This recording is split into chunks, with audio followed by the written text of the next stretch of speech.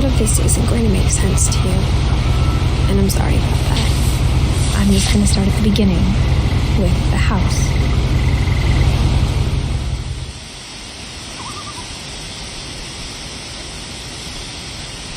Someone had put up a chain link fence, but it looked like I wasn't the first person to hop it.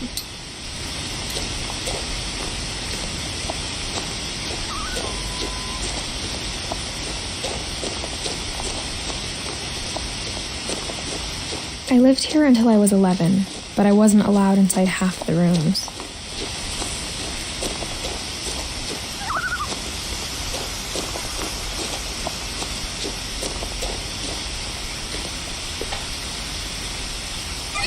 Inside the mailbox were bills from 7 years ago, marked urgent, open immediately.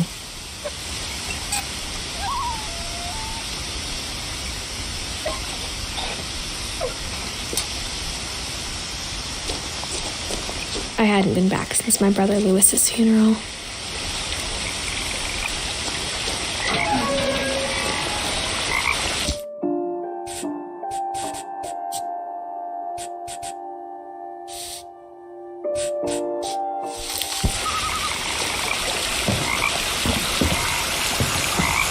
In her will, my mother left me a key, but didn't tell me what it unlocked.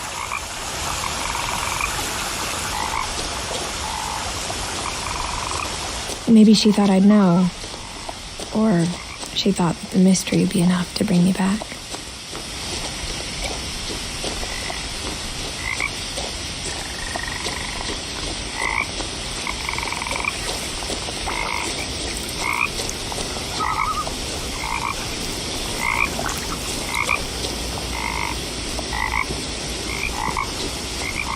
The truth is, even after I inherited the house, I never thought I'd come back to it. But now I had questions about my family that only the house knew the answers to.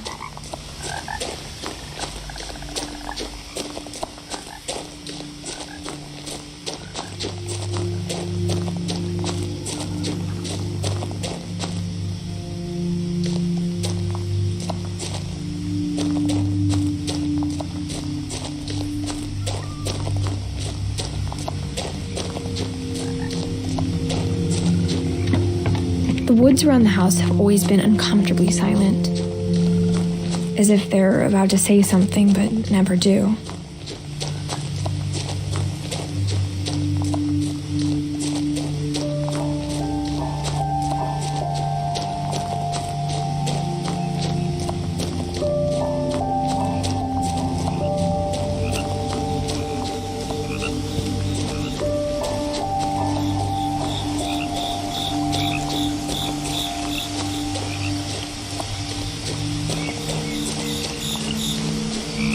The house was exactly like I remembered it, the way I'd been dreaming about it.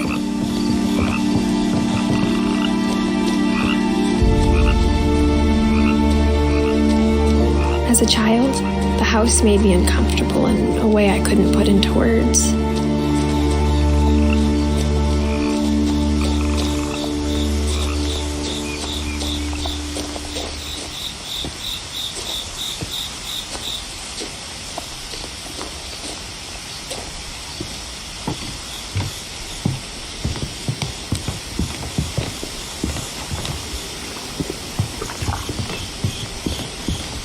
Now, as a 17-year-old, I knew exactly what those words were. I was afraid of the house.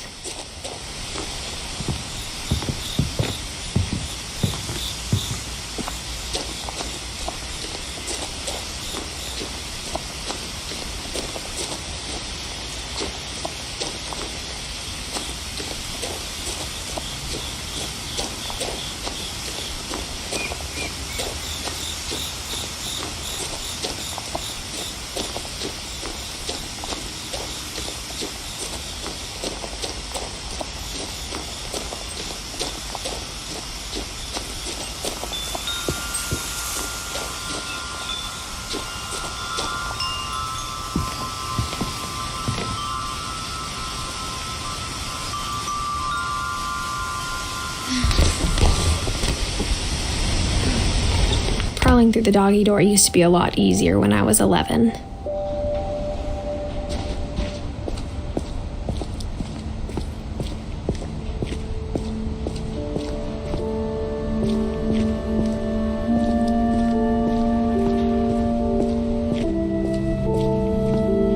first time in years, I felt like I was home. But instead of a family, there were just memories of one.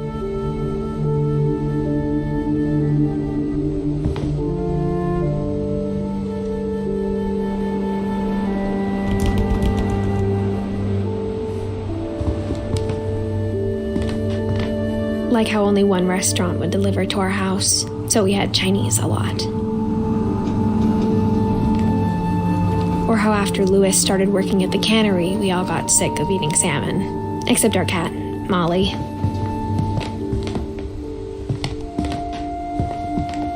Nothing in the house looked abnormal. There was just too much of it, like a smile with too many teeth.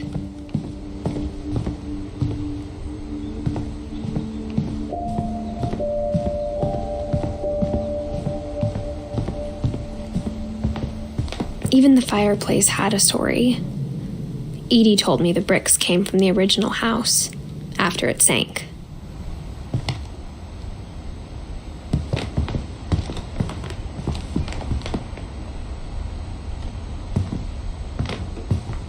The table was still a wreck from the night we left. It was like a bomb had gone off, killing everyone but sparing the furniture. My mom was the only one of us who could imagine Great-Grandma Edie living in a nursing home.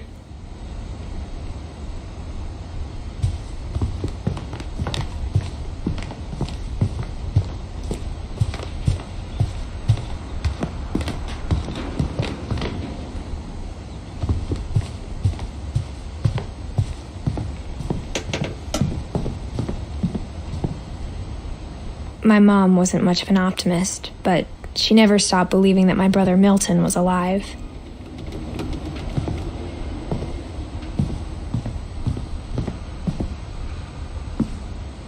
After Milton disappeared, Mom sealed up all the bedrooms.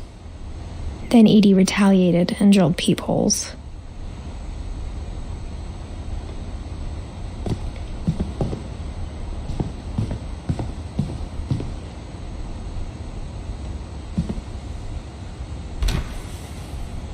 Molly always seemed like a girl I could imagine being friends with, if she hadn't died in 1947.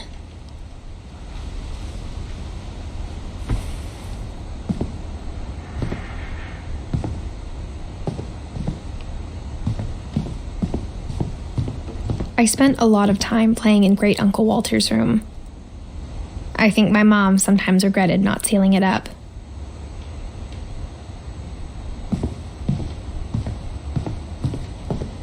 Louis told me there were secret passages, but I never believed him.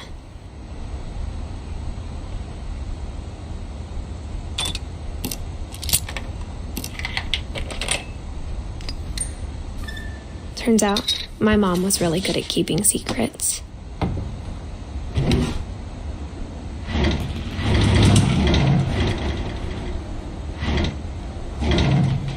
Now it was time to find out what my mom had been afraid of.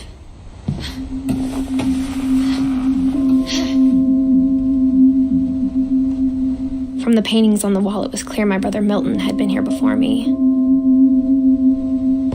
Reading this, maybe it sounds like I had a plan, but I had no idea what was behind that door.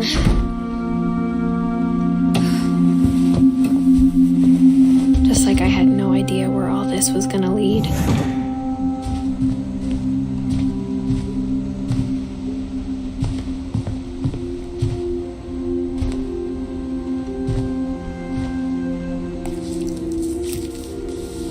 December 13th, 1947. Dear Diary, I'll be gone soon, but I wanted to tell somebody about what's gonna happen.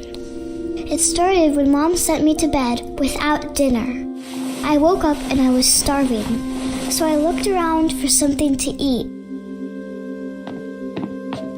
The gerbil food was dry, but I didn't mind it.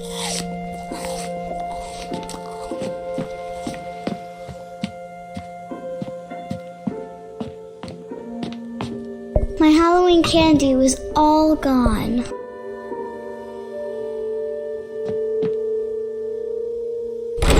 Mom, can I come out now? Go to sleep.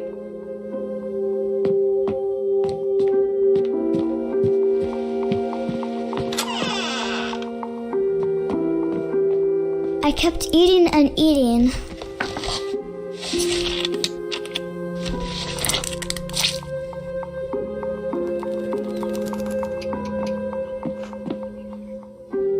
I ate a lot of things that night.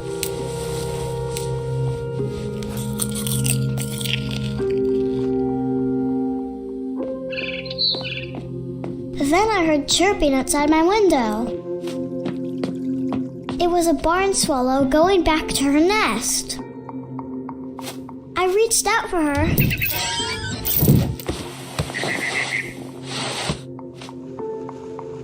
And suddenly, I was a cat. I tried to be quiet, but the bird was really scared.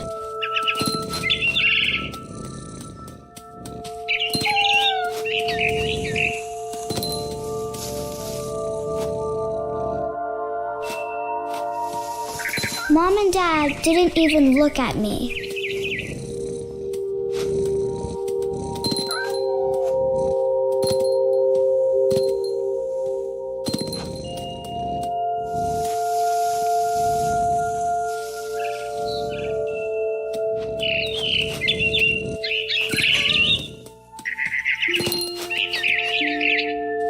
I jumped and I almost got her.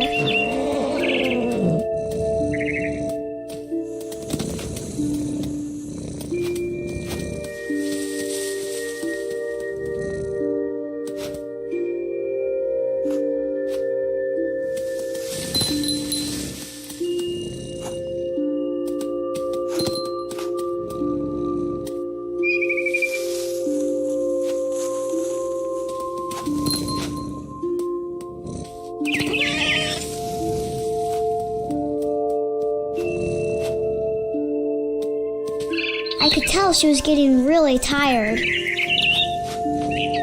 Now I was up in the big tree. I promised Dad I wouldn't climb it anymore. All I cared about was eating that mama bird. I gobbled her up. And suddenly, I was an owl. First, all I heard was the wind. Then I heard little teeth nibbling in the grass.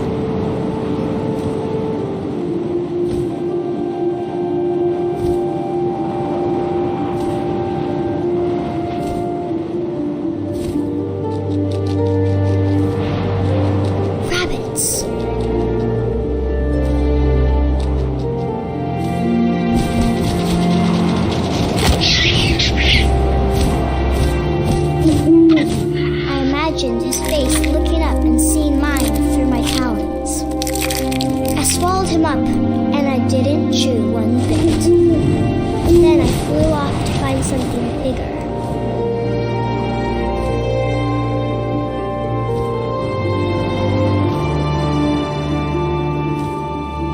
A mama rabbit.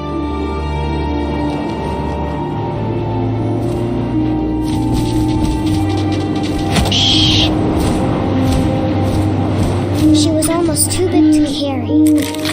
I started choking, but I couldn't stop eating. And suddenly, I was a shark.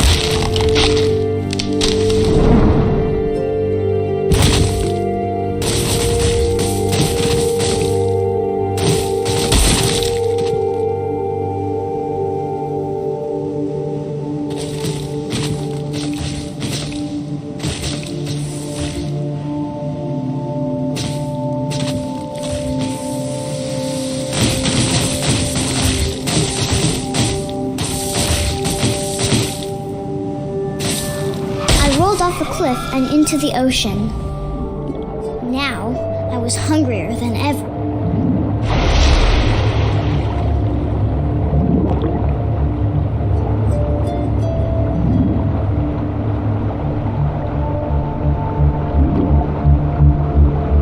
I wanted fat, juicy seals.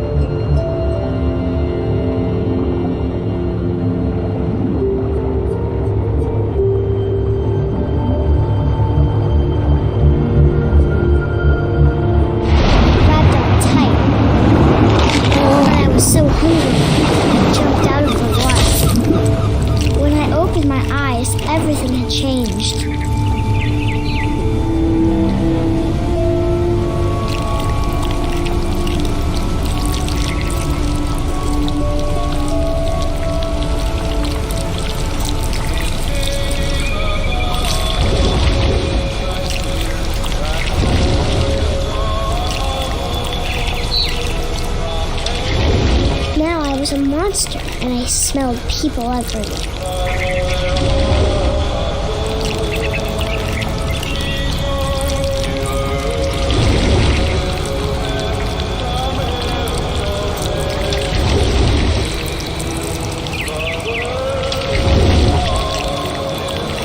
I was big, but I moved real quiet.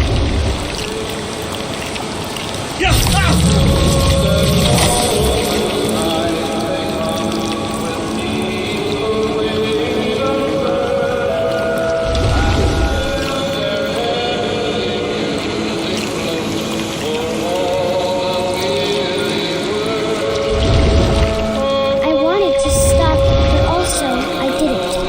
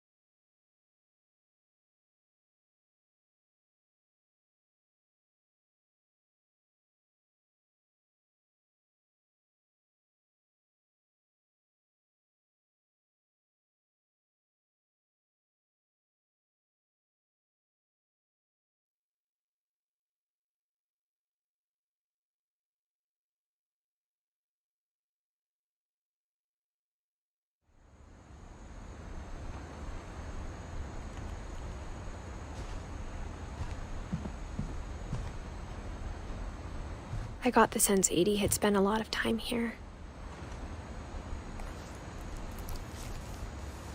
December 13th, 1947. Dear Diary, I'll be gone soon, but I wanted to tell somebody about what's gonna happen. It started when Mom sent me to bed without dinner. I woke up and I was starving, so I looked around for something to eat. My Halloween candy was all gone. The gerbil food was dry, but I didn't mind it.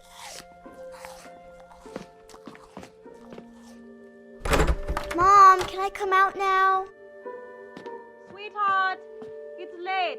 Go to sleep.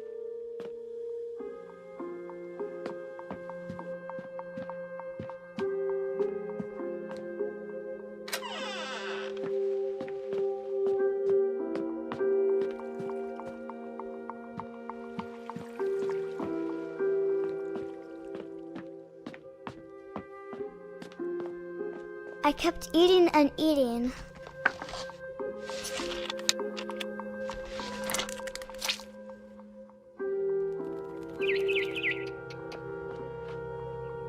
I ate a lot of things that night.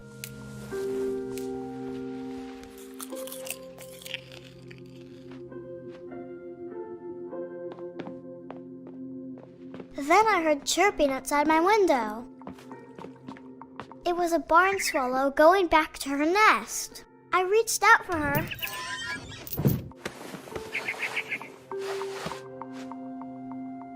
And suddenly, I was a cat. I tried to be quiet, but the bird was really scared.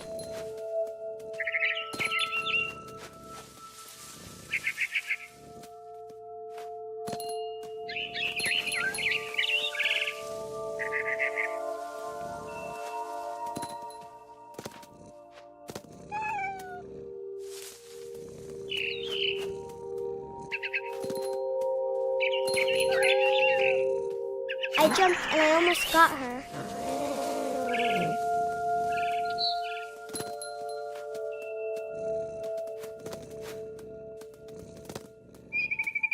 I could tell she was getting really tired.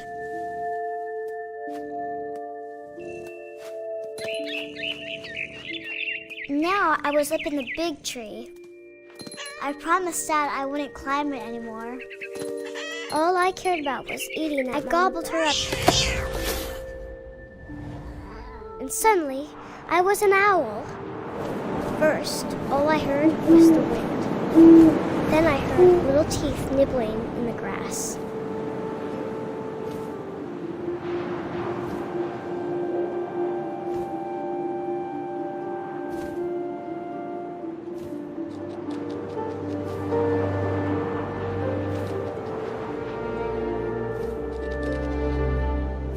Rabbits.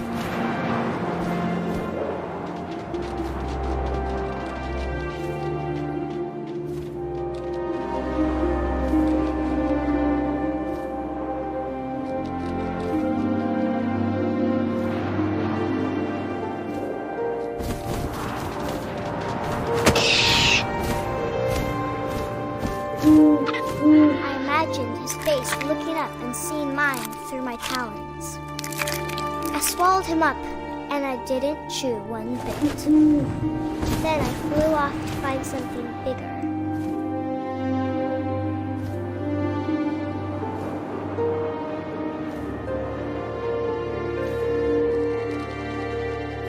A mama rabbit.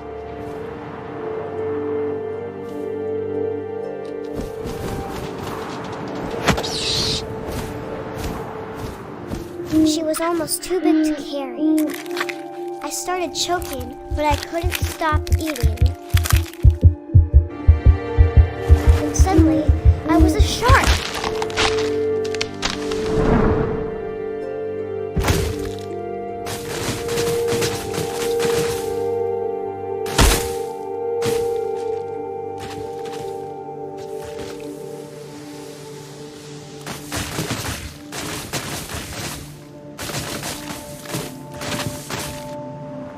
I rolled off a cliff and into the ocean. Now, hungrier than ever.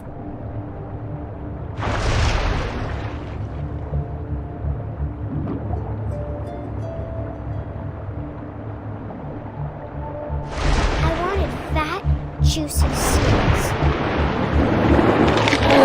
I tore off her flipper, and it tasted really good.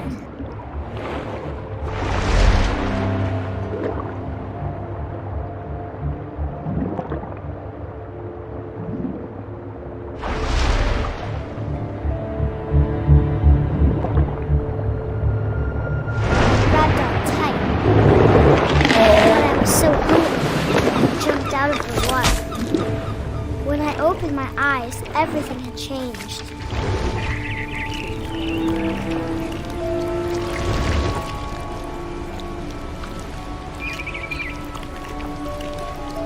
Now I was a monster, and I smelled people everywhere.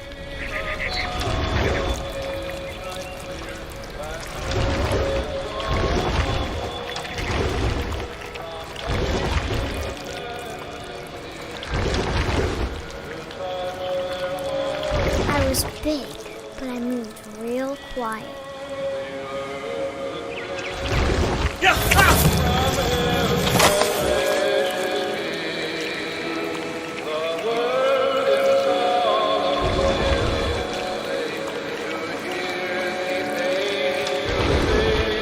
I wanted to stop, but also I didn't.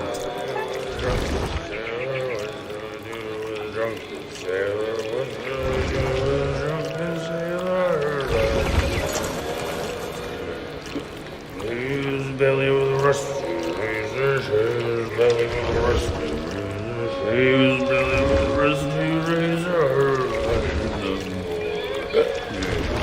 Until he was drunk,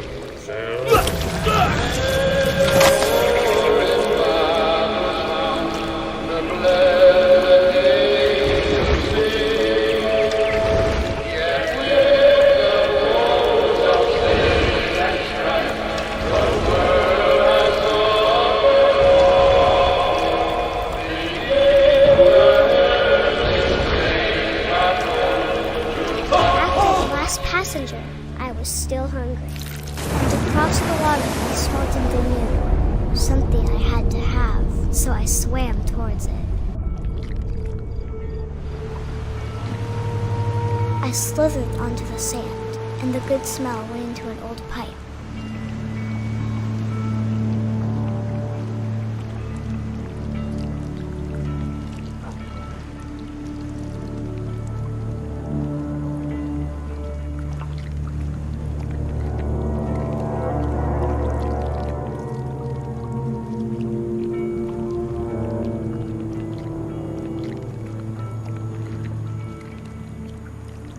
I got closer and closer.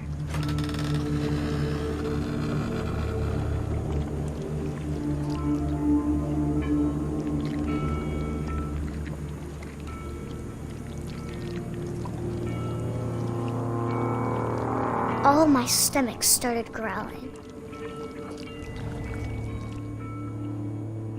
And suddenly, I was me again. I held my breath for a long time, but I couldn't hear anything.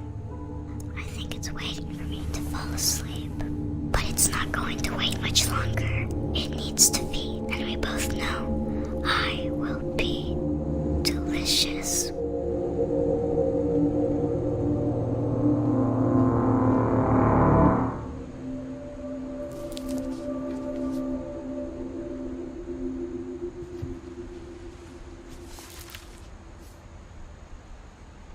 I'm not sure if I believed all of that, but I'm sure Edie would have.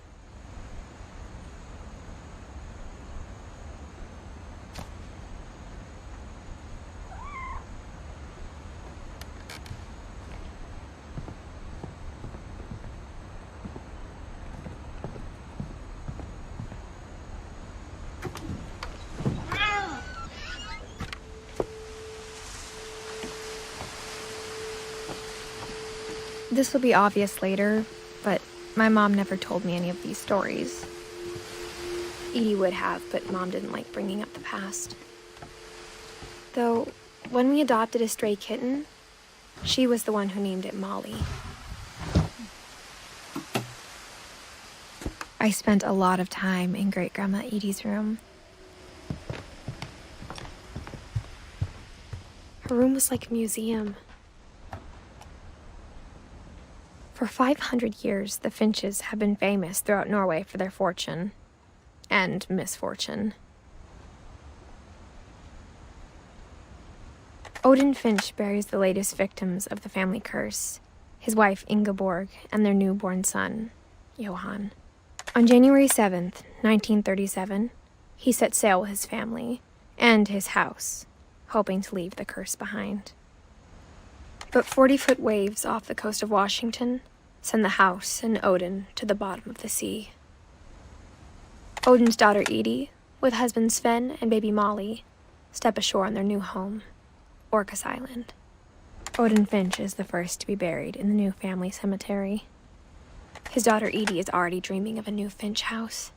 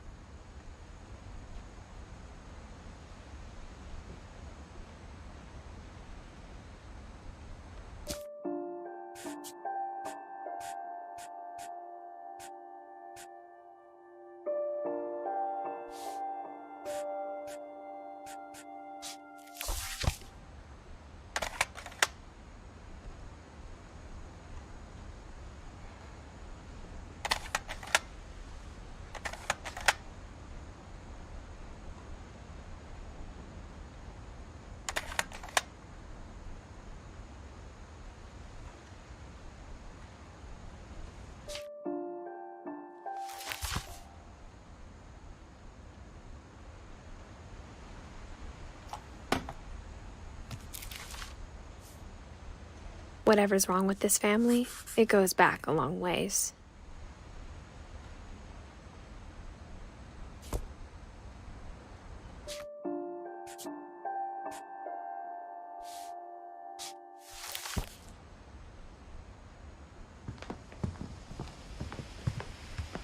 When Edie told people Sven was killed by a dragon, she could also have said he was building a dragon-shaped slide that collapsed. She could have, but she didn't. Even in her 90s, sometimes Edie seemed a lot younger than my mother. The only trace Grandpa Sam's first wife, Kay, left on the house was the pink bathroom. It was a pretty big trace.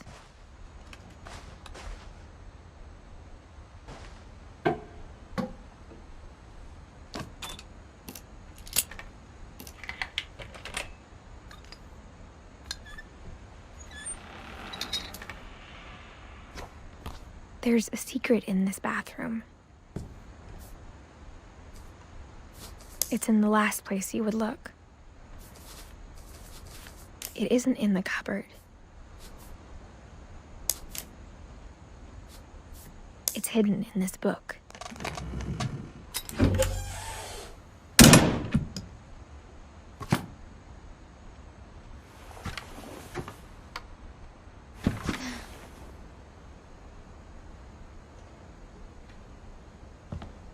Sven gave Sam an old camera he'd refurbished. He never put it down.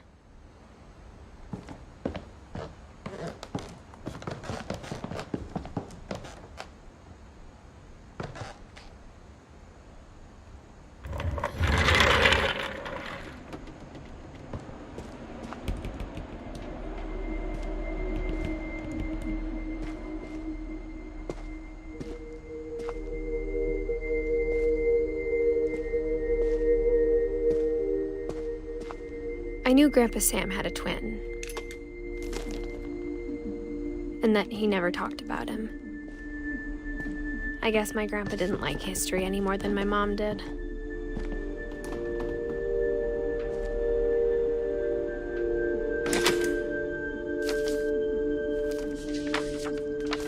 How I Want to Remember My Brother by Sam Finch. The thing I remember is that when he made up his mind, that was it. My brother said he'd die before he ate another mushroom, and he did. At Barbara's funeral, we swore we'd never be afraid again, and he wasn't.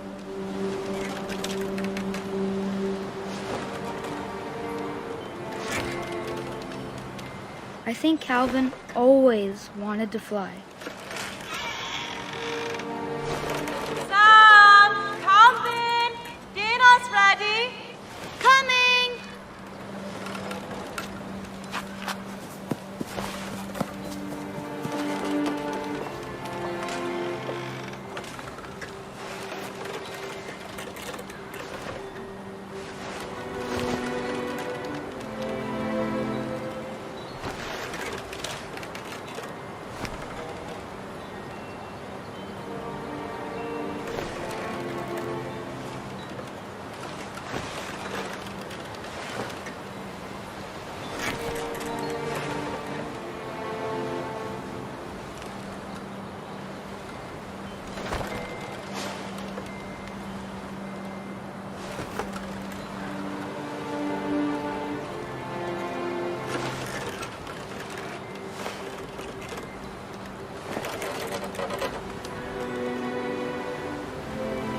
But that day, he finally made up his mind to do it.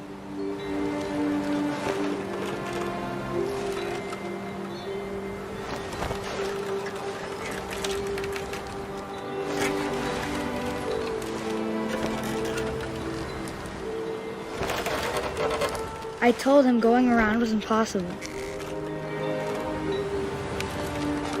Maybe if I hadn't said that,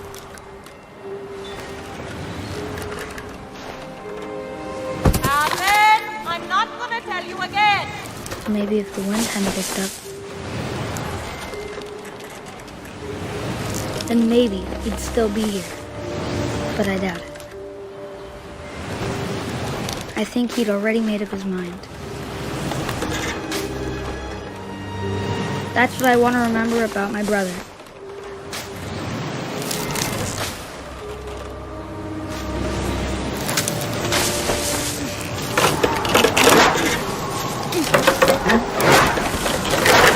The day he made up his mind to fly. And he did.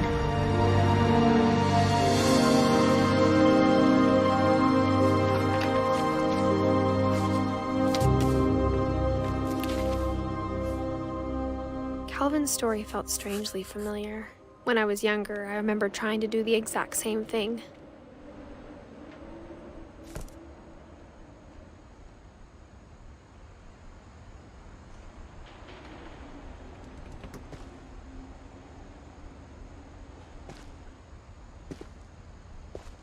After the funeral, Edie roped off Calvin's half of the room. Mom said Grandpa Sam enlisted at 18 and never set foot in the room again.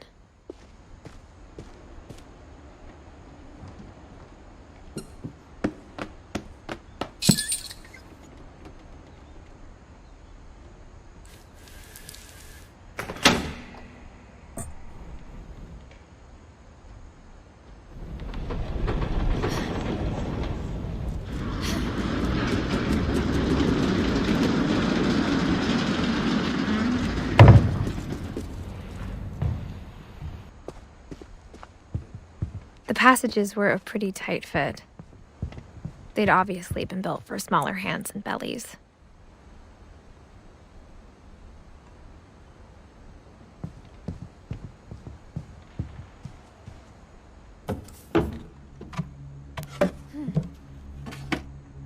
Growing up, I always thought of Barbara as a child star.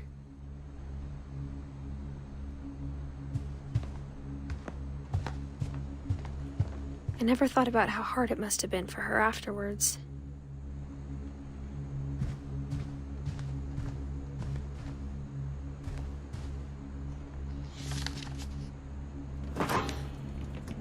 Of all the stories people wrote about Barbara's death, I'm surprised Edie saved this one.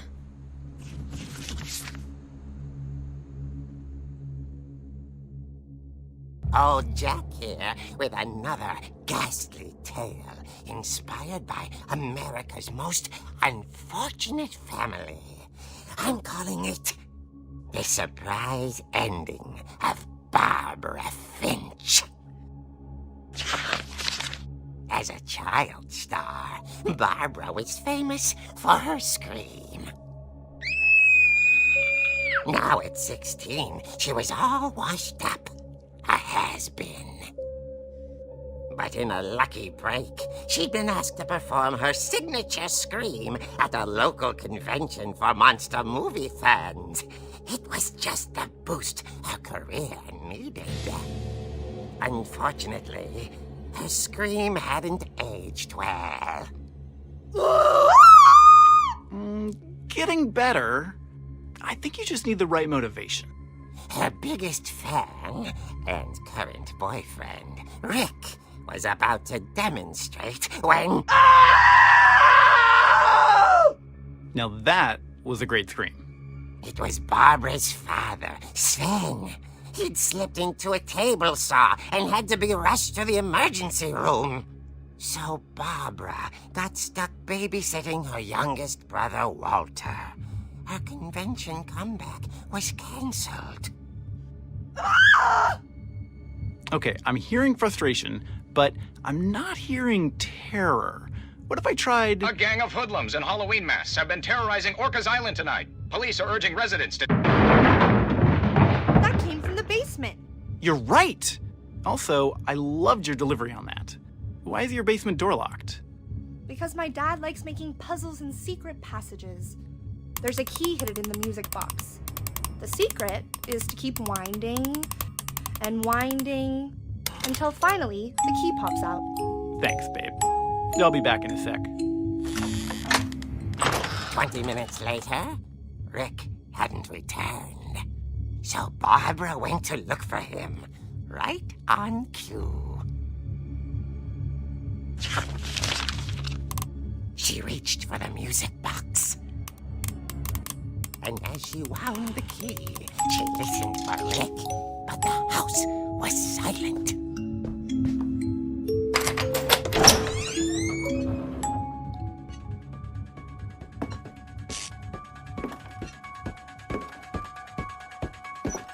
She found Rick.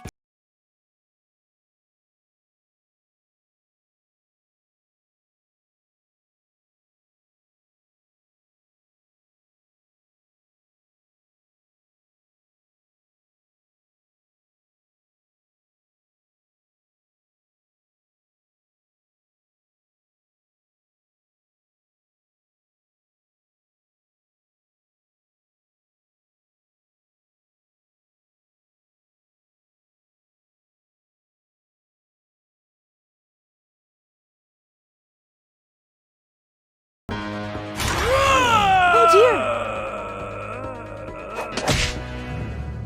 Oh! Rick? Barb, relax. I was just trying to scare you to help you find your scream. Well, I'm not scared, Rick. I'm furious. Then act furious. All I'm getting from you now is that you're hurt and confused and... She threw him out, but she kept a little something to remember him by. Barb, have you seen my other crutch?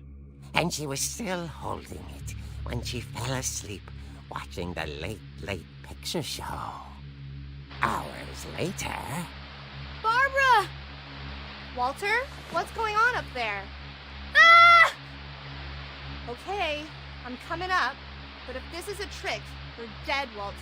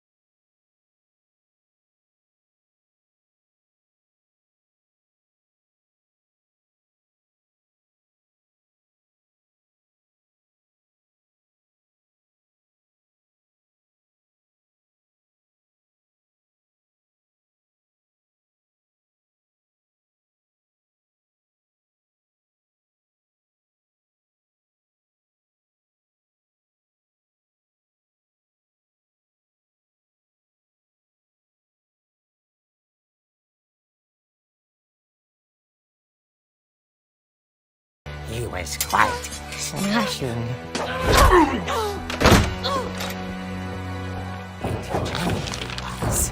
He couldn't get enough of Barbara. Okay, Barbara, there's gotta be another way out of here.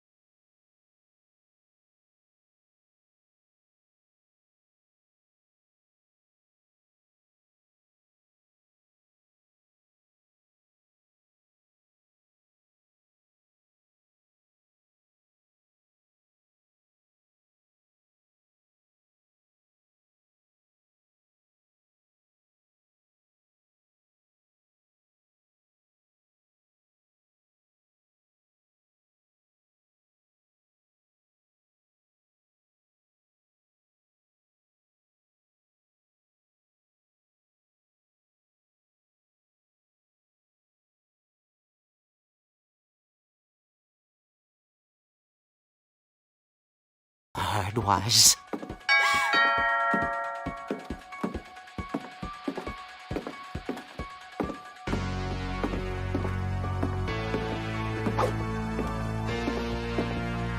Someone at the door was dying to speak to young Barbara. At the door, she heard whispering. It was coming from inside the house.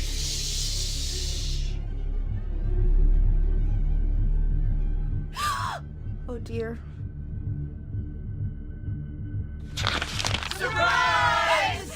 Bravo, Barbara! You were wonderful. The monsters had come to surprise her. For Barbara, it was a dream come true. Then she saw what kind of monsters they were, and she realized what was about to happen. She was going to be famous. And with her final breath, Barbara Finch gave the performance of her life.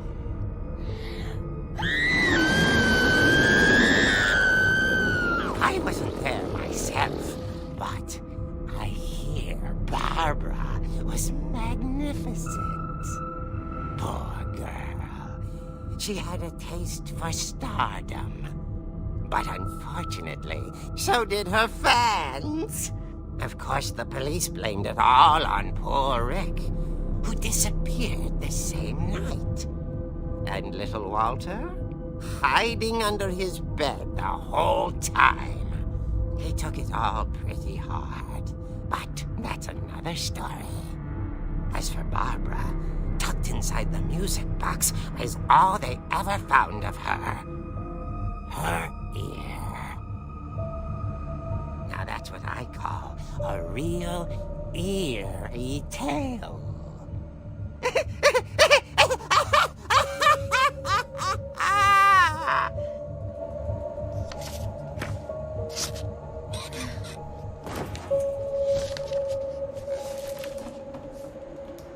Edie told me all Barbara wanted was to be remembered, as absurd as that comic was.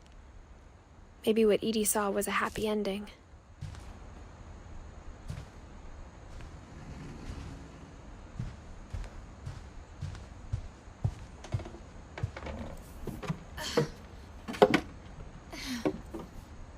I guess now I know why Mom didn't like me playing with the music box.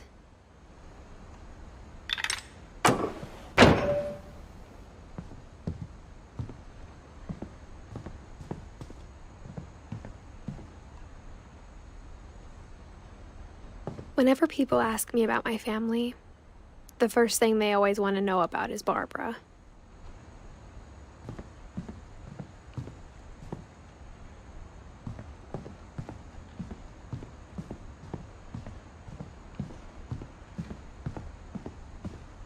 Mom must have locked the third floor stairs on the night we left. It's funny. All those times I played Edie's father, Odin, built the original house.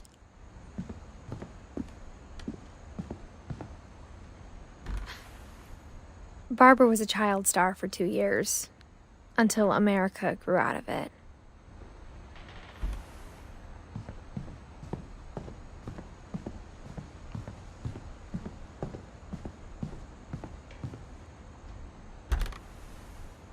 The last time I was in Edith Sr.'s room, I was 10 and she was painting my portrait.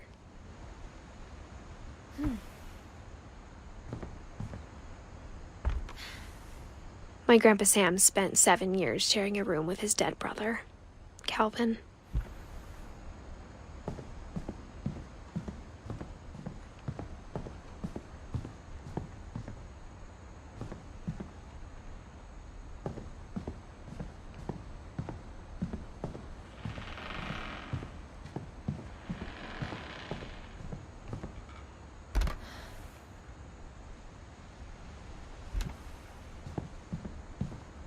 I wonder if that comic was right about there being a key inside the music box near the basement.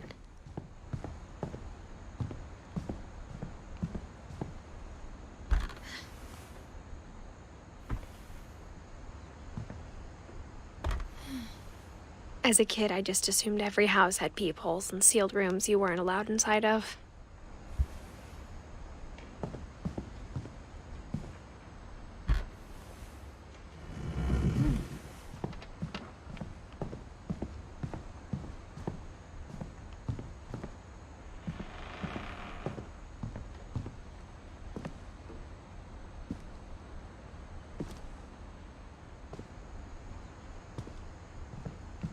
A lot of things got left behind in the whirlwind of that last night.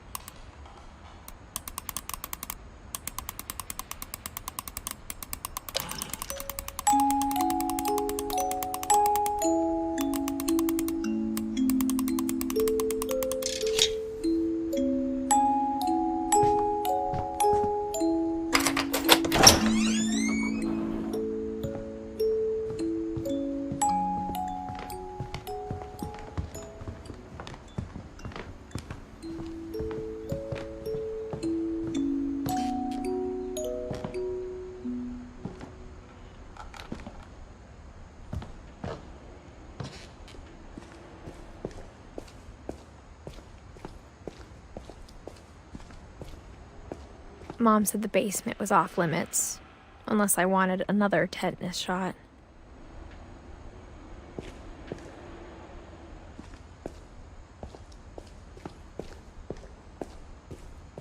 I saw Edie sneak down to the basement once, carrying packages. I thought maybe she was hiding presents.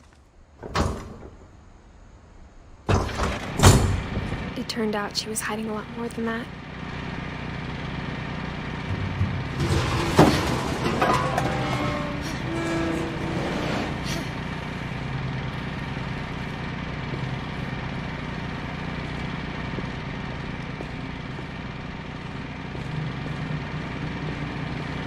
I remember asking Mom once about where Walter had gone.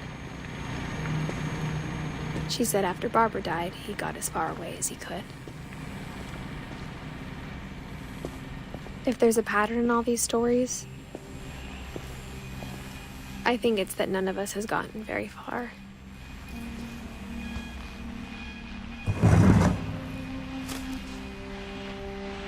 Goodbye, everyone. I can't believe I've been down here for 30 years. On that first day, after the shaking started, I didn't think I'd survive a week.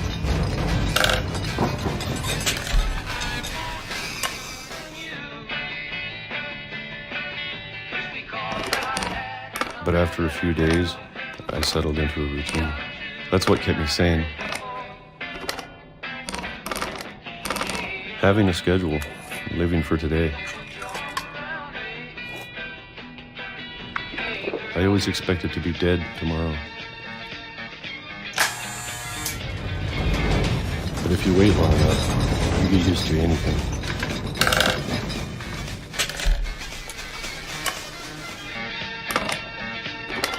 Even a monster on the other side of the door starts to feel normal. Almost friendly.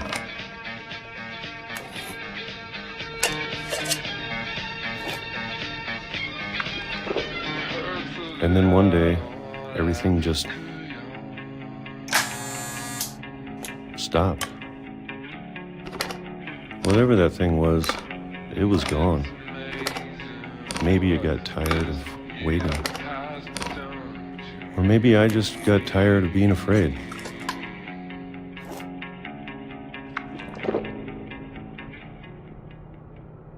It's been a week now, the longest in 30 years. I'm done waiting. I have to leave while I still can.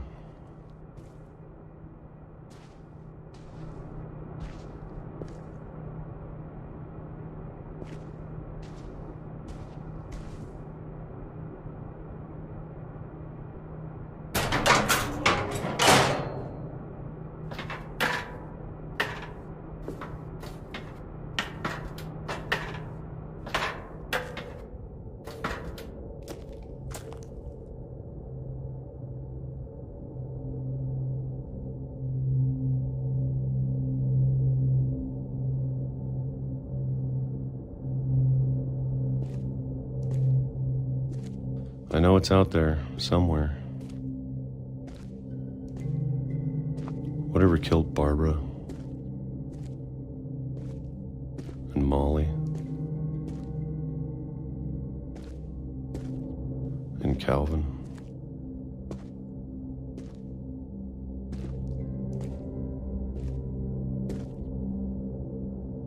Maybe this is all a mistake.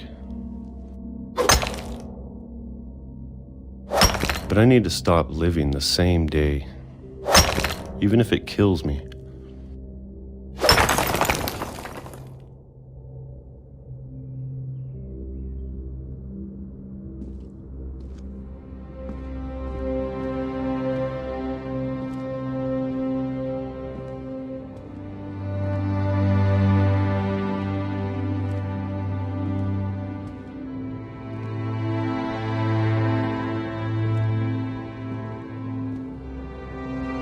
Whatever's out there, I want you to know I'm ready for it.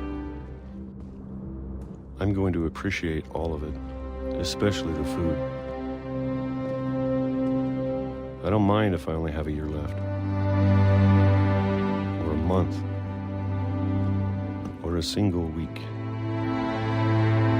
I'd be happy with one new day. I can already imagine the sun on my face.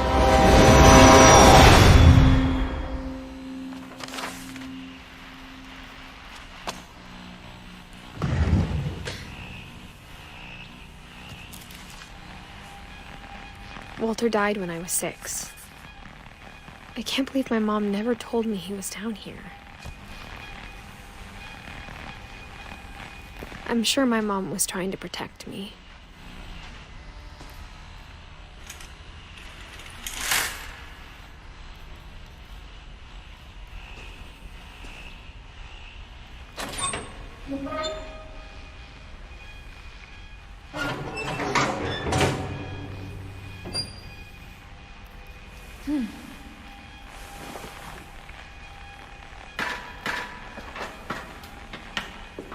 Maybe she was afraid I'd end up like Walter.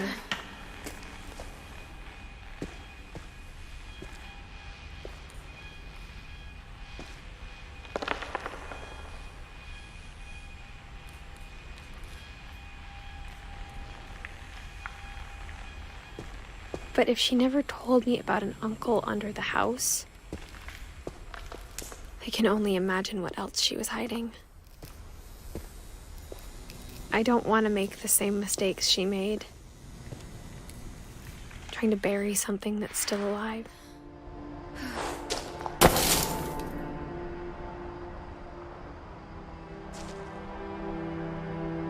Now that there's only one of us left, or maybe two,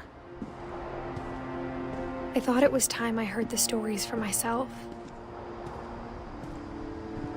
and found out what happened to everyone else. But now I'm worried the stories themselves might be the problem. Maybe we believed so much in a family curse, we made it real.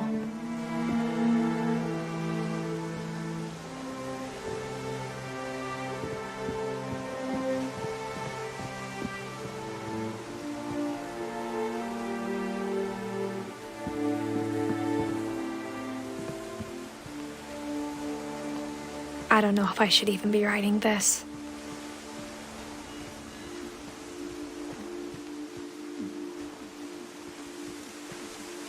Maybe it'd be better if all this just died with me.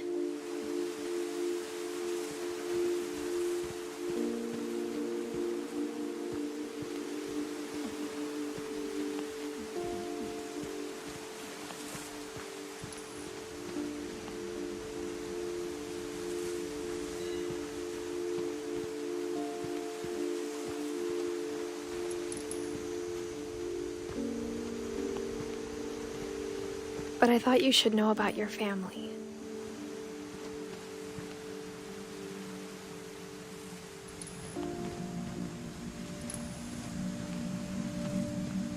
And the history you're a part of.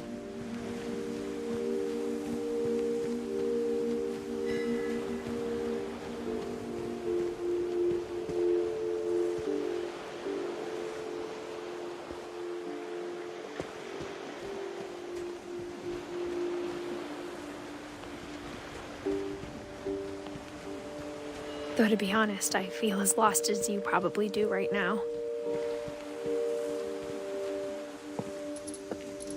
I think the people in these stories believed them, for what that's worth.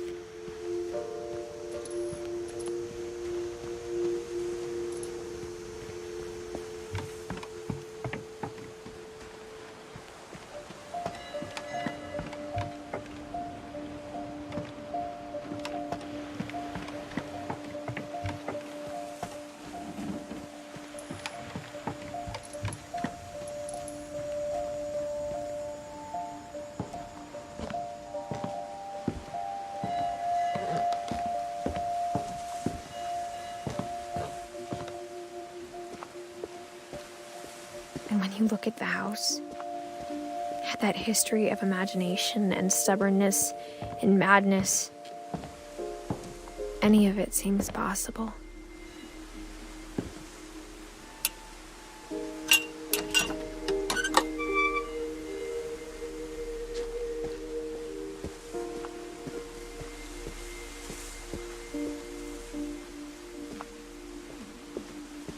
I think we've been surrounded by death for so long, we've just gotten used to it.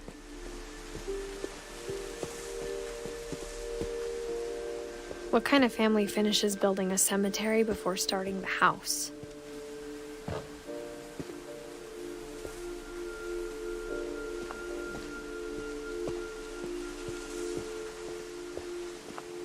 It's embarrassing for me to admit this, but the pet cemetery made me more uncomfortable than the human one. 3 of the gerbils were mine, and 2 had been my fault.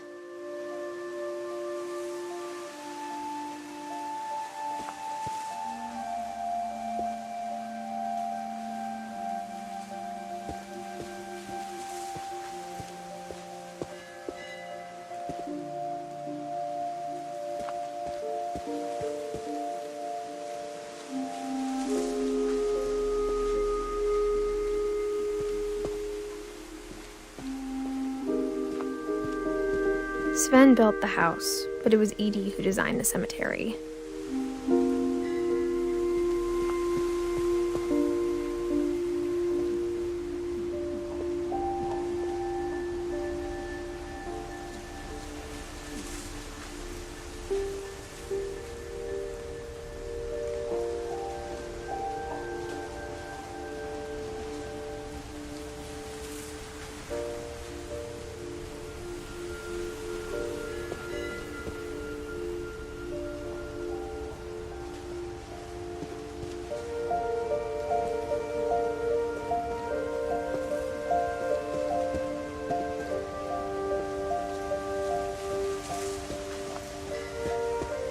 I'm sure Odin's monument had been Edie's idea. My mom was always trying to move on, but for Edie, the past never went away.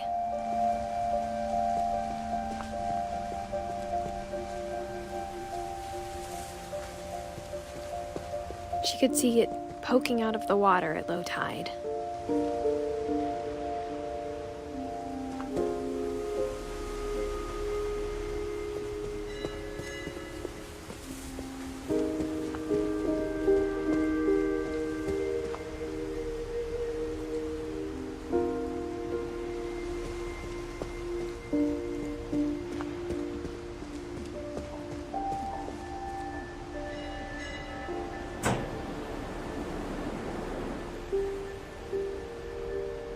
Edie said she dreamed about the old house every night.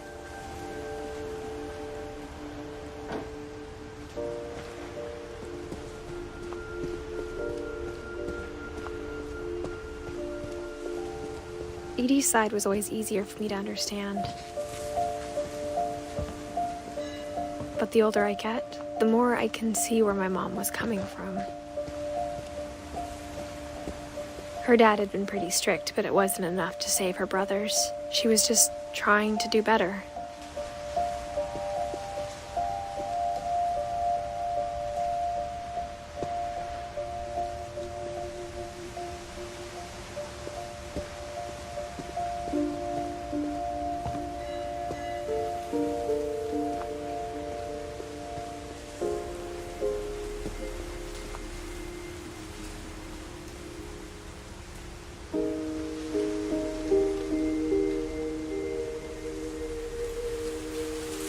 She lost 2 of her brothers, just like I did. I get why she tried so hard to protect us.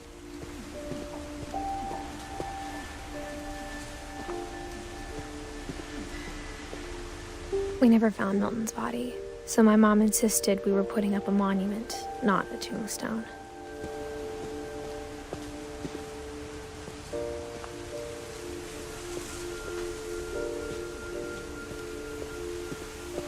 There's so many things I wish I could ask my mom now.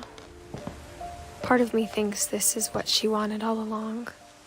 For me to come back someday and find everything out for myself.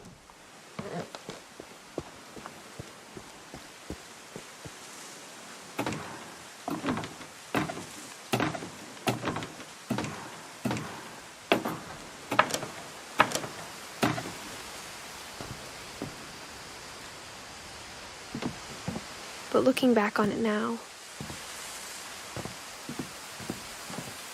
if she told me there was going to be so much climbing, I never would have come when I was 22 weeks pregnant.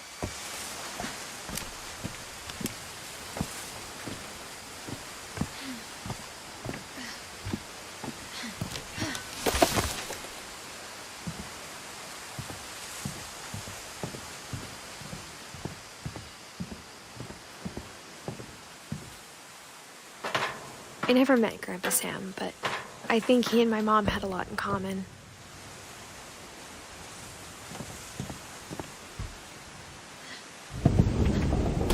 They were both pretty intense.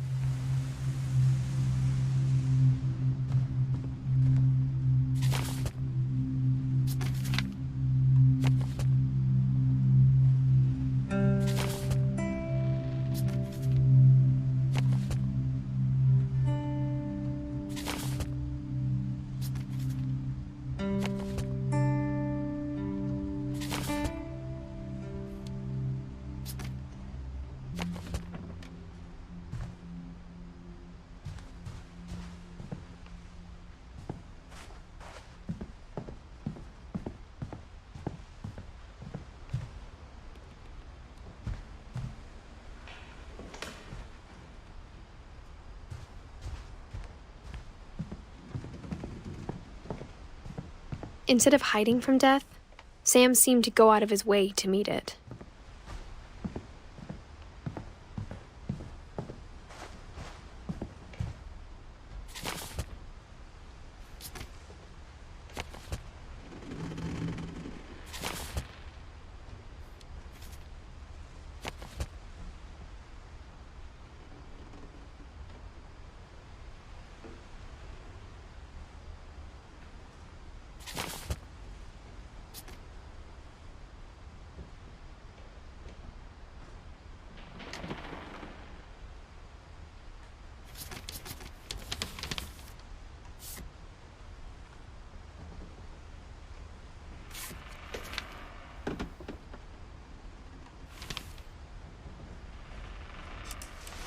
Dawn, I promise, you'll never forget this weekend.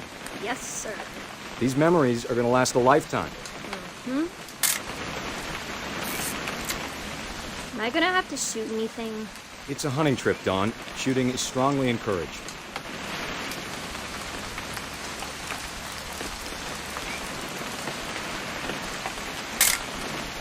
Shouldn't we be leaving? Just want to get a shot of you, Dawn, then we can take off. What? Perfect. It's gonna rain the whole weekend, isn't it? Please just take the damn picture. Hey, language. Did you want to get a picture of me or what?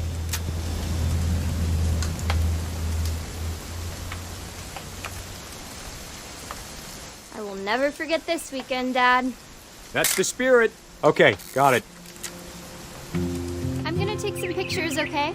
Just be careful. That camera's older than you are.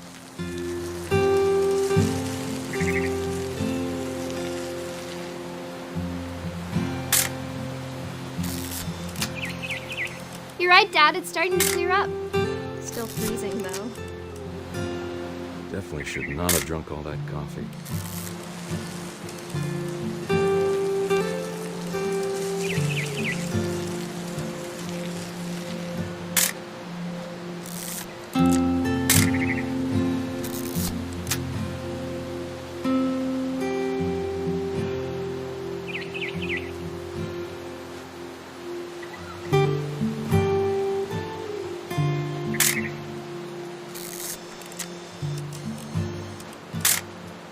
Aw.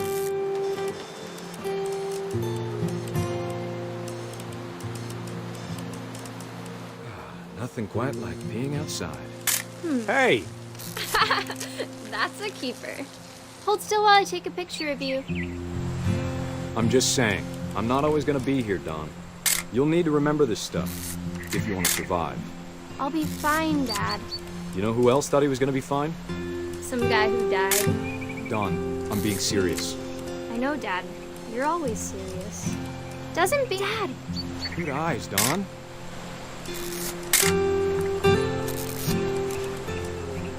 Before you take the shot, let me get a picture of you. Dad, I... Let me get behind you. Do I have to do this? Dawn, you don't have to do anything. Great shot, Dawn!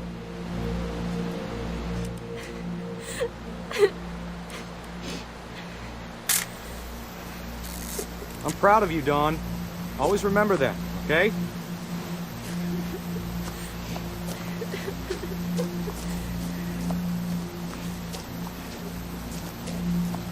Dad, it's twitching. I think That's it's totally normal, Dawn. Just focus on the camera. Try not to think about— Dad!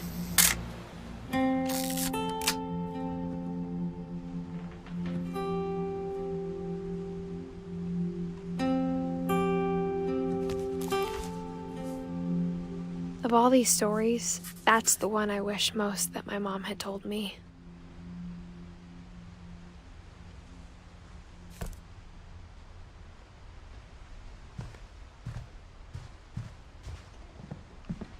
Sam spent his life shooting photos, but Mom said he got nervous being in front of the camera.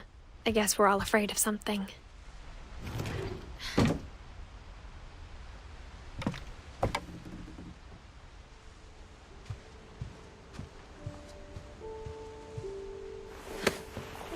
After Sam died, my mom and Edie got really close. They'd both lost a lot.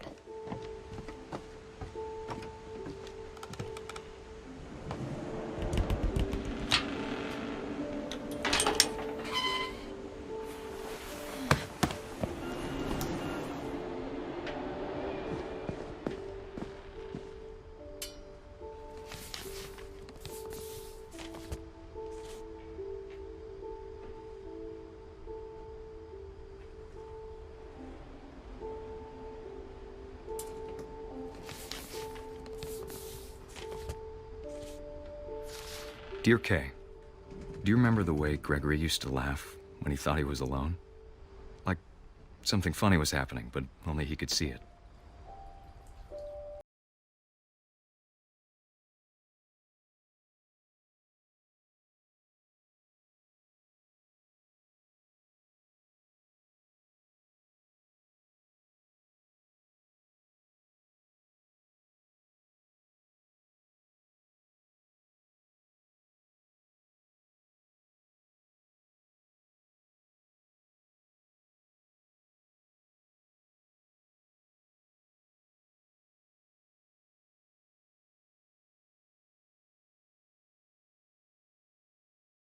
Over, Gregory. It's time to... Hold on, sweetie. Hello? Sam, I told you I don't want to talk right now. I wonder what he saw.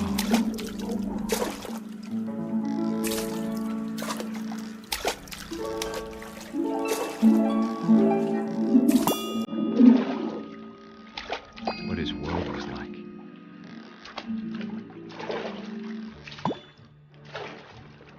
It reminded me so much of Calvin. Lost in his imagination. Whatever it was he saw.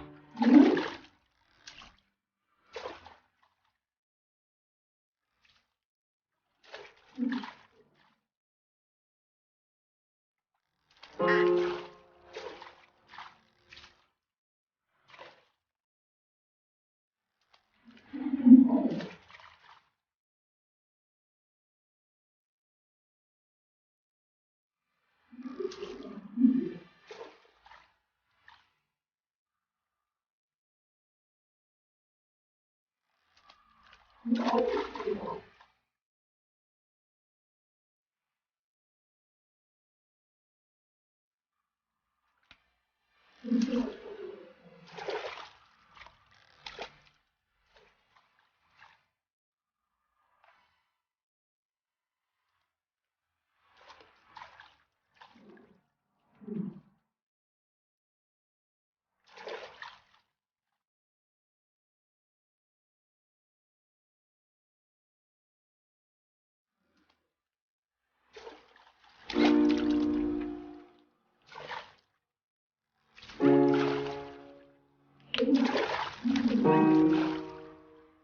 sure made him happy.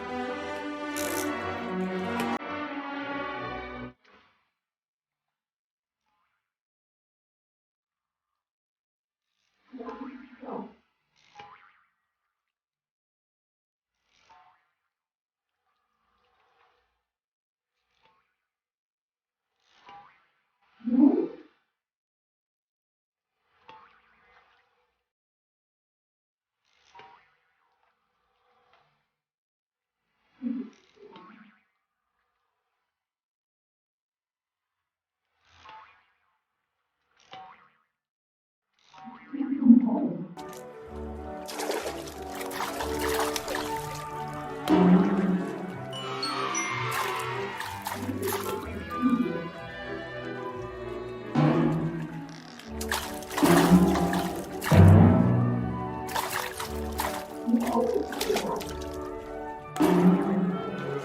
know how silly it sounds.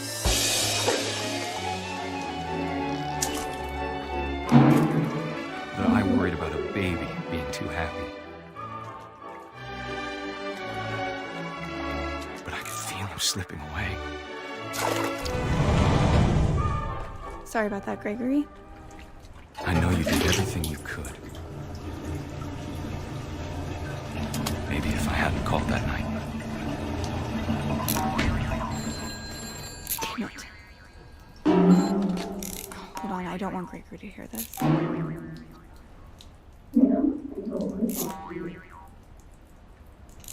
I wish he could have told us about the world he saw.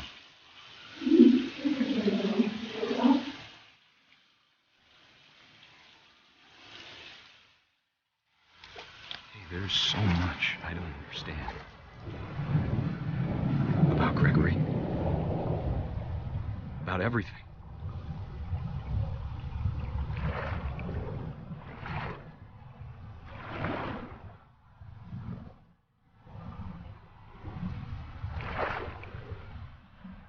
But I know what happened wasn't your fault.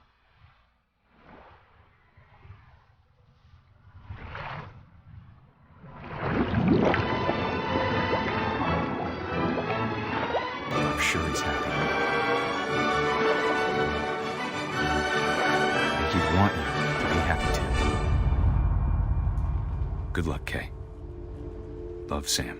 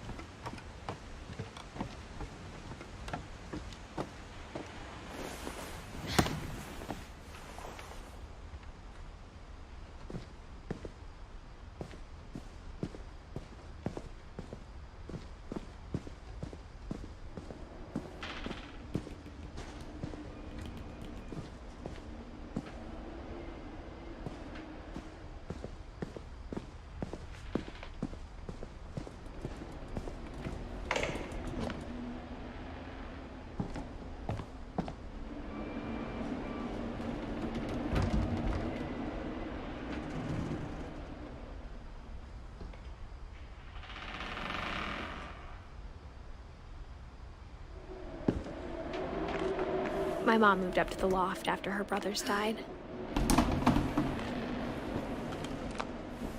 At the time, it was as far away as she could get. I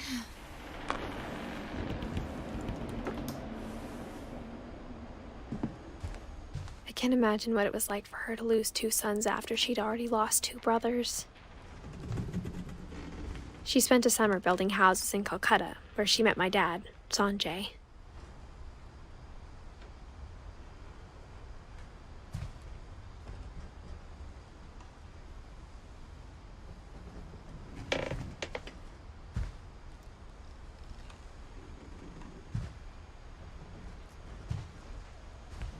My mom moved to India a week after graduation and got a job teaching English. Louis was born a year later.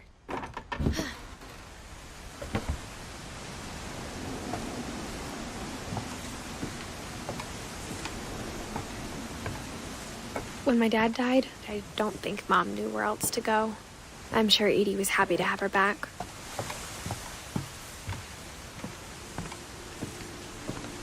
The house had to get a little bigger, but Edie was used to that. And for a while, things were good. Almost normal, but it didn't last.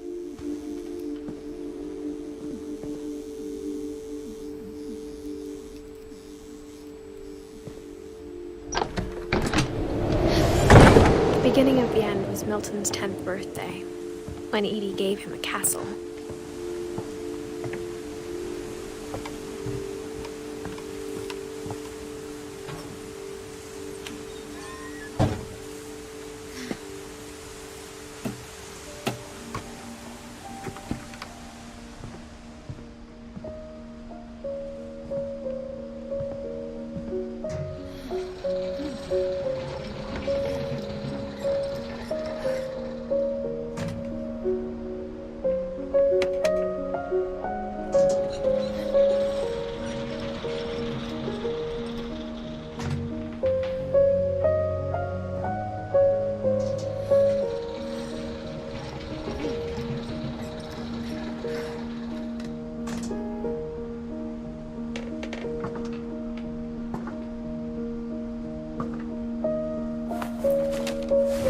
Milton Finch in The Magic Paintbrush.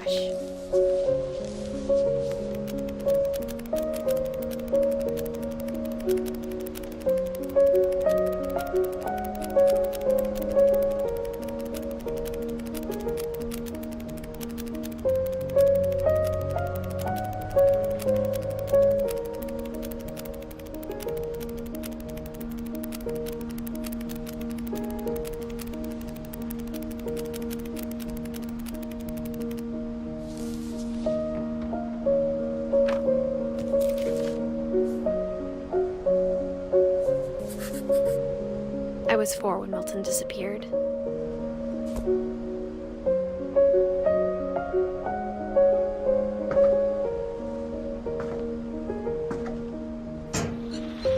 Mom spent months searching for my brother.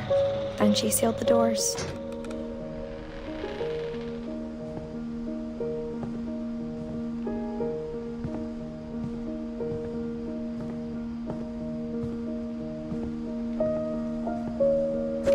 Whatever Milton had found in the house, Mom didn't want it getting out.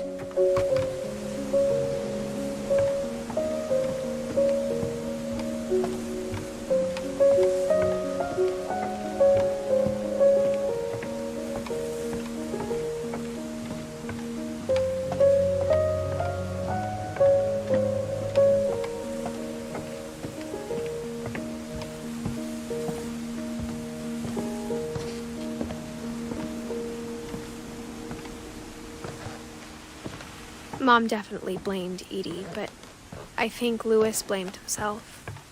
After he graduated, he just spent more and more time in his room, until Mom got him a job at the cannery.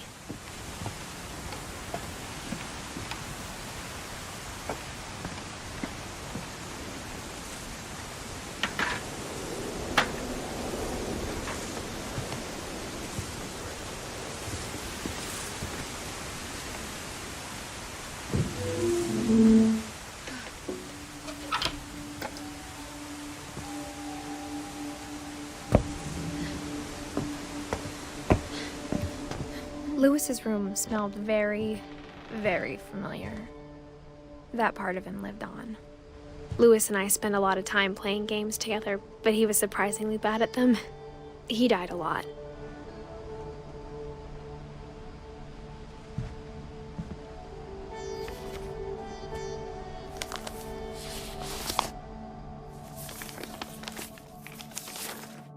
Dear Mrs. Finch, as Louis's psychiatrist, I can understand your desire for an explanation. As I see it, the trouble began in January, shortly after we convinced your son to seek treatment for substance abuse. Newly sober, I believe Lewis first noticed the monotony of his daily life.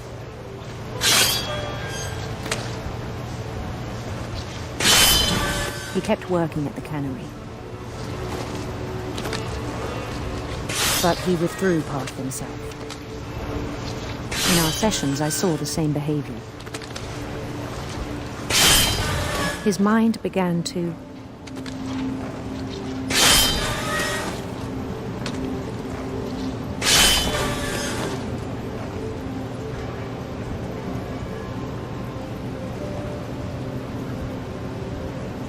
wander.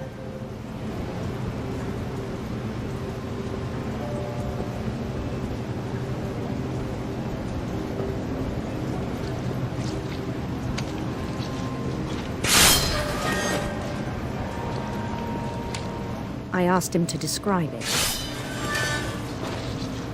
He said he started small, imagining a labyrinth.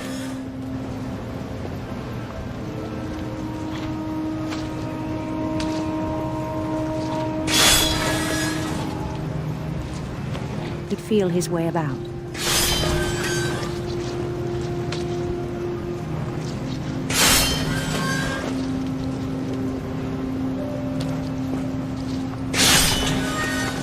Then something moved. Bats. And toads.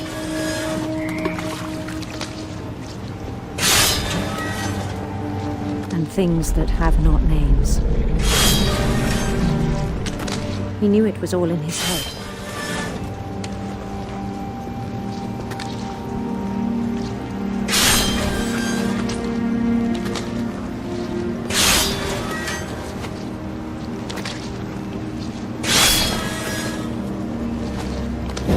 He took it very seriously. I had hoped he'd find himself.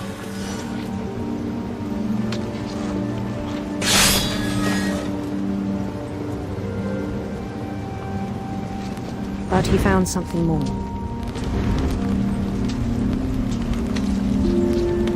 I worried about him then. Daydreaming at the cannery.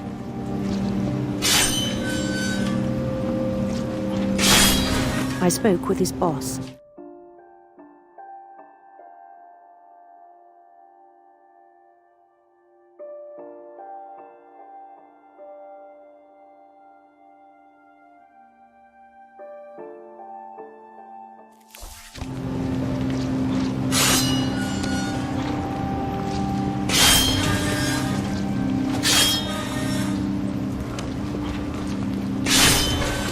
But he said Lewis had become a model employee. Methodical, tireless, focused. Like a whole new Lewis. So I let him go on.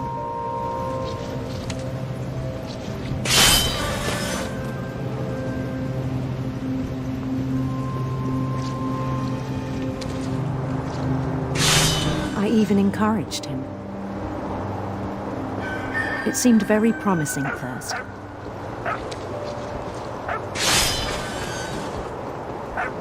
He told me he'd made a new friend.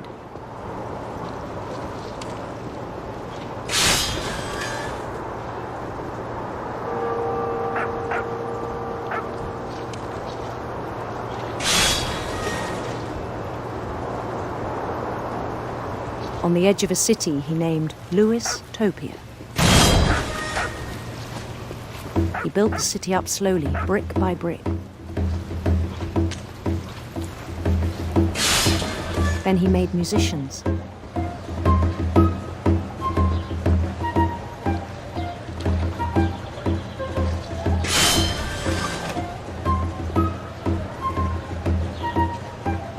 And songs for them to play.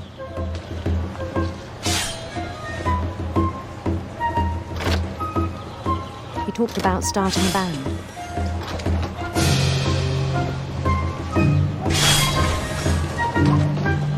And he was always humming something.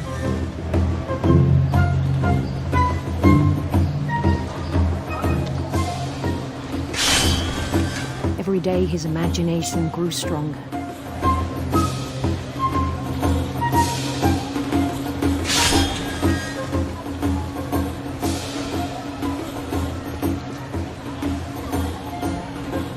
He no longer spoke at the cannery. But his chopping was as reliable as ever. Then one day it struck him that all the cheering crowds, even the stones under his feet, were all in his imagination, so he could do whatever he wished.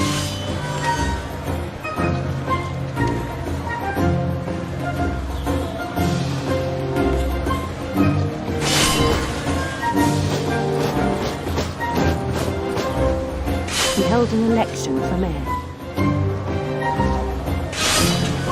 And he won.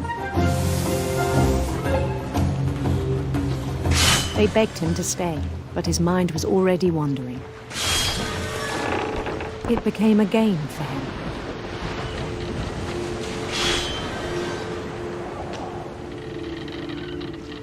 He'd conquer a city, then immediately push on.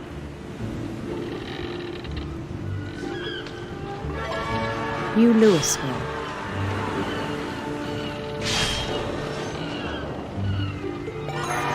St. Louis.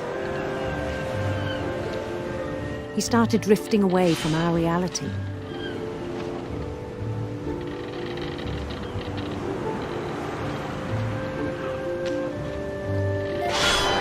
Minneapolis, until one day he forgot to go home from the cannery. Even as his mother pleaded with him, part of Louis kept sailing on.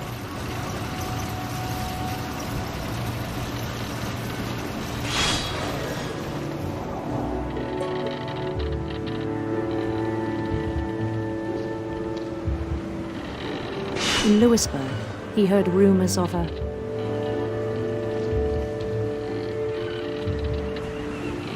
beautiful prince.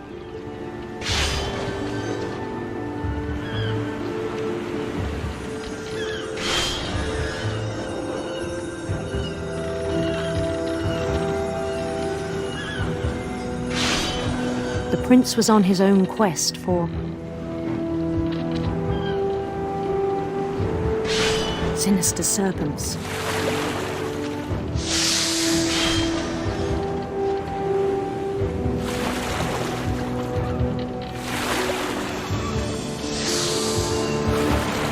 He followed the sound of his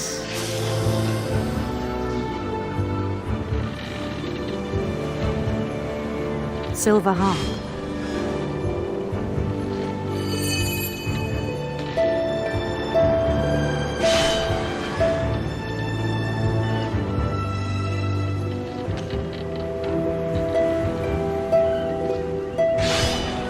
His chase led him to a golden palace east of the sun and west of the moon.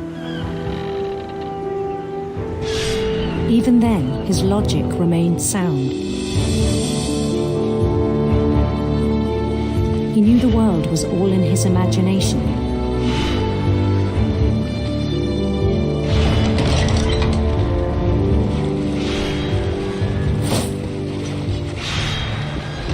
But he was so proud of having created it.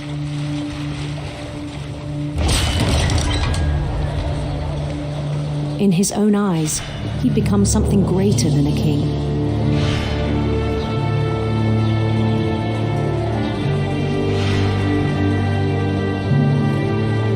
For someone who'd never known success in the real world, I think it was overwhelming. And then it struck him that the real Louis was not the one chopping salmon, but the one climbing the steps of a golden palace.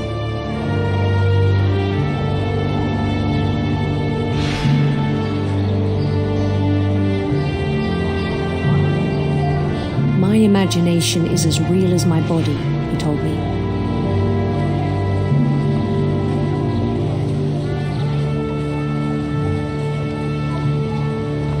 It was hard to argue with him.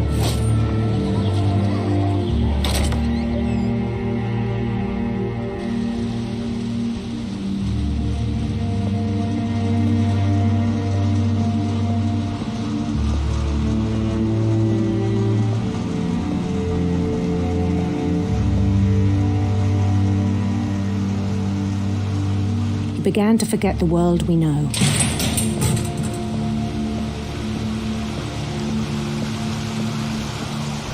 I think it pained him to remember Lewis, the cannery worker.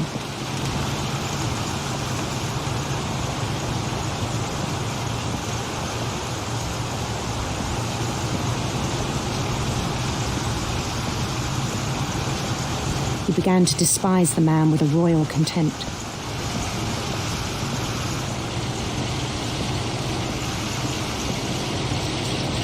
I still thought I could save him. Even after he said he was being crowned king over all the lands of wonder.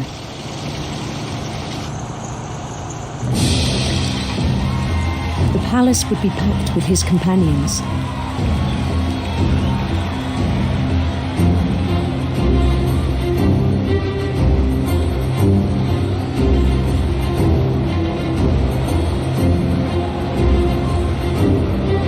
Including the wise Calico who'd insisted on inviting him.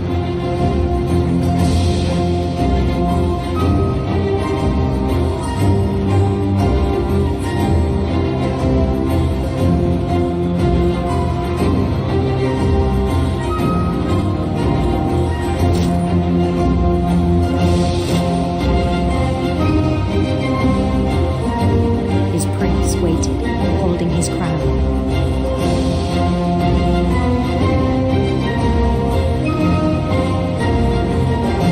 There was only one thing left to do.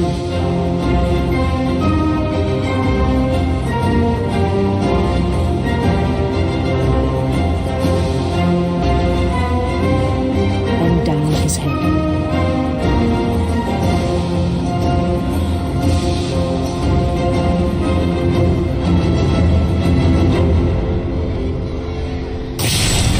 And the rest I think you know.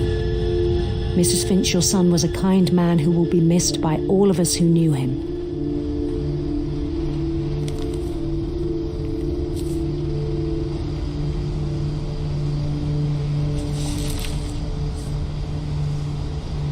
My brother was really cool. I wish you could have met him.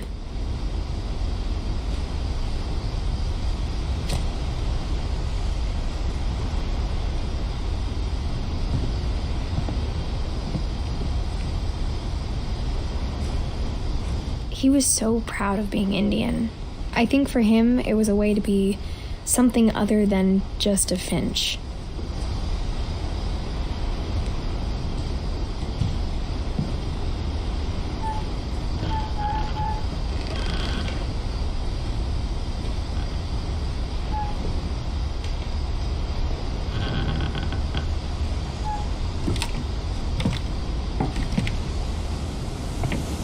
On the way back from Lewis's funeral, my mom told me to start packing. She waited until the day before we left to tell Edie. I'm not sure if she wanted to make it easier or harder.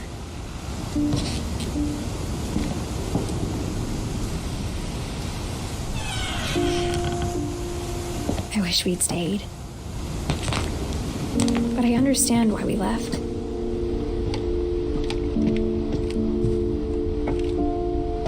My mom ended up leaving everything behind.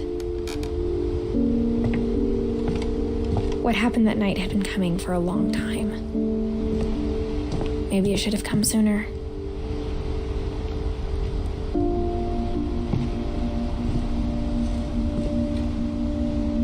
But it had to end one way or another. All that's left now is to tell you about that last night.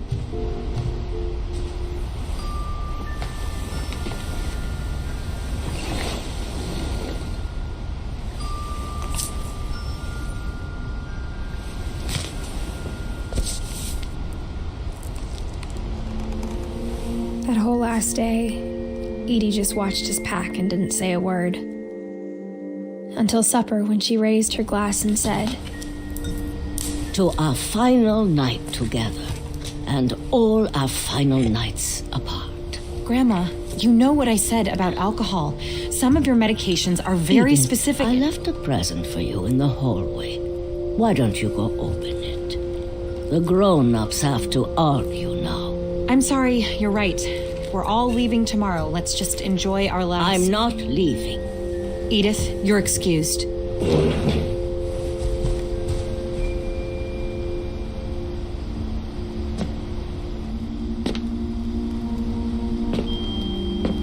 The power had been shut off that morning, but Edie always had plenty of candles. When my mom sealed the library, I don't think she knew about the other entrance, or that Edie had a key to it.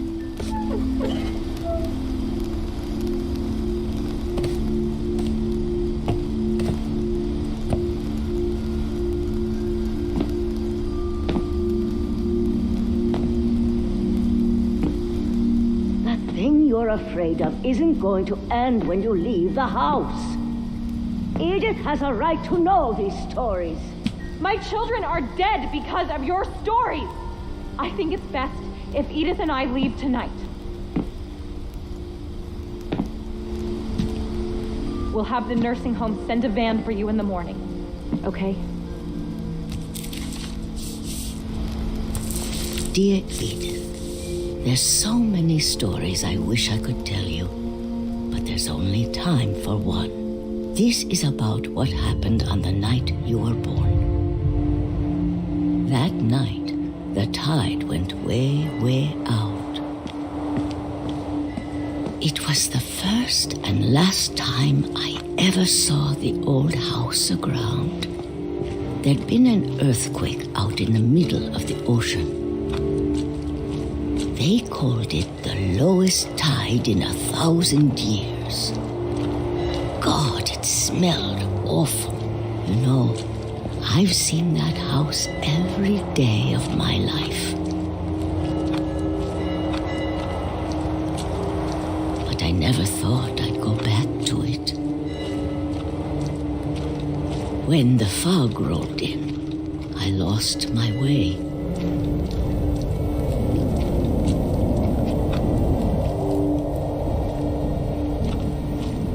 I got turned around.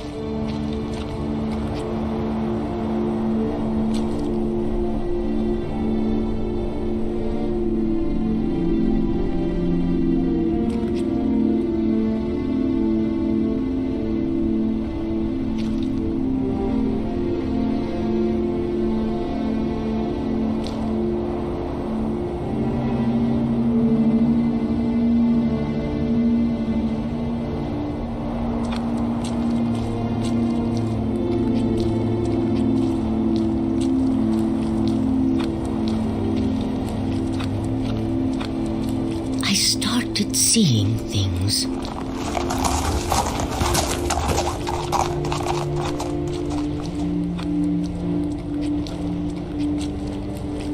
Things I'd forgotten had ever existed.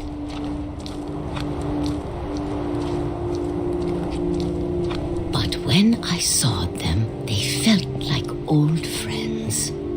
That night, a lot of things came back to me. Or maybe I came back to them.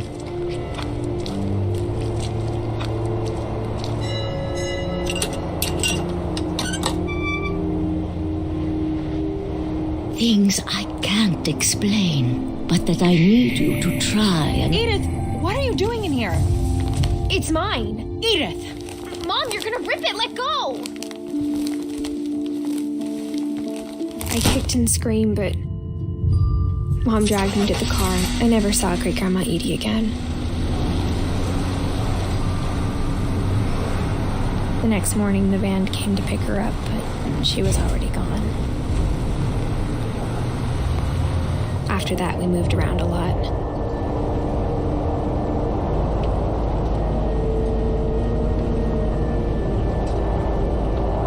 We both tried to make the best of it.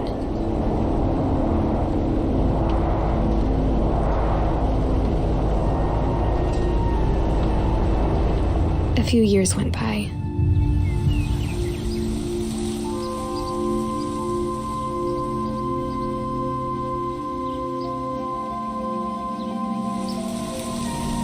My mom didn't like to talk about it,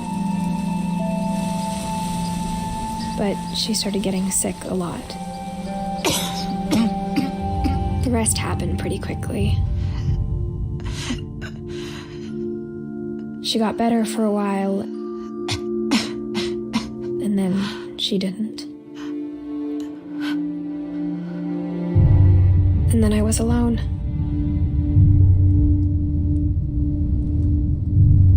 The last Finch left alive.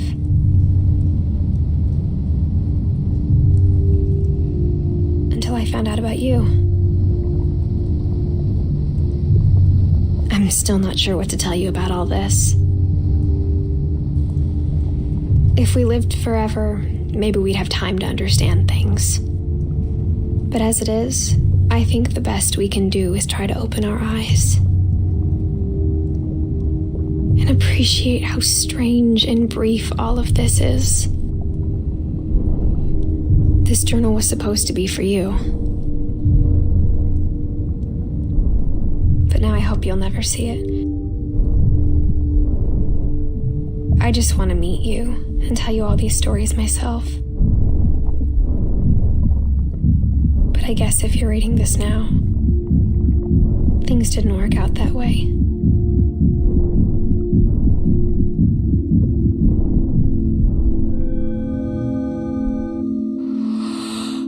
This is where your story begins. I'm sorry I won't be there to see it. It's a lot to ask, but I don't want you to be sad that I'm gone. I want you to be amazed that any of us ever had a chance to be here at all. Good luck.